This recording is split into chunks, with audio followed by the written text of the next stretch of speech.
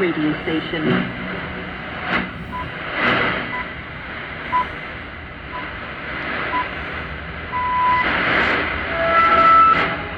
Welcome to Tuesday on the BBC World Service with Rhea Ray and James Hamill.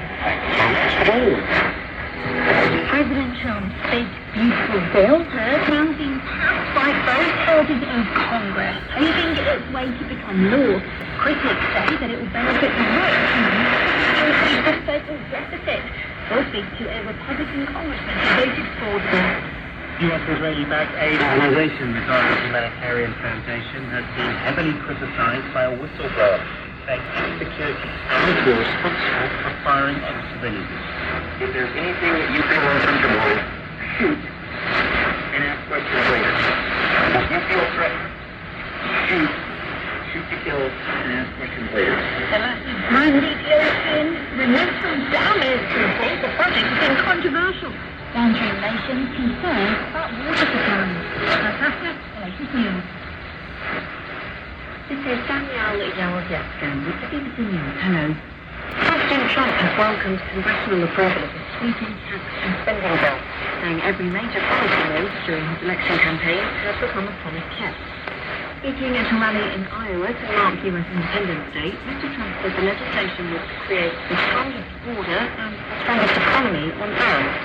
The measure extends tax cuts and slashes healthcare assistance while allocating billions to anti-immigration measures. Peter Bones has more details. Despite the delays and visible soul-searching by some Republicans, the bill is a major legislative win for Donald Trump, the first of his second term in office. Posting on social media, he said it marked the beginning of a new golden age when the American people will be richer, safer and prouder than ever before. Passing the bill requires some desperate political maneuvering by the president's colleagues in Congress in the face of total opposition from the Democrats and concern among some of his supporters about the cost and impact of the bill on health care for millions of families. But as the country celebrates Independence Day, Donald Trump is poised on a victory that illustrates his continuing grip on the Republican Party. Russia has launched a large-scale drone and missile attack on Kyiv. The Ukrainian authorities say almost every district of the capital sustained damage in the overnight bombardment. The strike came hours after President Trump spoke to Vladimir Putin on the phone. But Trump told reporters he didn't make any progress towards a ceasefire. He added that the US would start supplying Ukraine with weapons after suspending some shipments earlier this week. We're giving weapons, but we've given so many weapons. We are giving weapons, and we're working with them and trying to help them, but we haven't. Biden emptied out our whole country giving them weapons, and we have to make sure that we have enough for ourselves. A former security contractor at Gaza's controversial aid distribution site has told the BBC his witnessed colleagues opening fire on Palestinians who posed no threat. The whistleblower, speaking on condition of anonymity, spoke of team leaders at the Gaza Humanitarian Foundation describing Gazans as a Zombe force and telling contractors to shoot to kill if they felt threatened. As Israel banned independent entry to Gaza for journalists, our Middle East correspondent Lisa Williamson reports from Jerusalem. On one occasion, he said police fired live ammunition towards a departing crowd of Palestinians, first with a machine gun and then with at least 20 shots from a rifle. He said he saw a Palestinian man fall to the ground, but that his experience dismissed his complaint, suggesting the man may have tripped or been tired and passed out.